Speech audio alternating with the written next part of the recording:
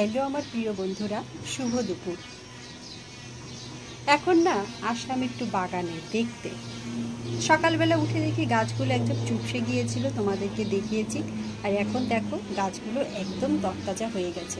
আর দুপুর হলেই তো আমাদের বাগানিদের অনেক কাজ থাকে, একটু বাগানে ঢু মারা, তারপরে আবার এসে অন্যান্য কাজ করা। তো হঠাৎ করে মনে হলো এত ভালো রোদ ওঠে, একটা কাজ করি, ঘরে যেসব কাপড় চোপড় রয়েছে, মানে বিশেষ করে শাড়িগুলো রয়েছে, সেগুলোকে একটু রোদ দিয়ে দিই। কারণ এই সুযোগটা না কিছুদিন পরে কিন্তু আর পাওয়া যাবে না, মানে রোদের তাপ এত থাকবে না। আর বাতাসে এখন কোনো ময়েশ্চার নেই মানে কাপড় রোদে দিলে পুরোপুরি সেগুলো বিশুদ্ধ হবে, ড্রাই হবে। মানে কাপড়ে যদি আলমারিতে থেকে কোনো ময়লা বা ফাঙ্গাস জমে, সেগুলোও কিন্তু চলে যাবে। তাই একটু বুদ্ধি করে কাপড়গুলোকেও রোদে দিয়ে দিলাম। তো সবাই ভালো থাকো। বাগানি বন্ধুদেরকে বিভিন্ন টিপস দিতে আমার খুব ভালো লাগে। আর সবাইকে শুভ দুপুর।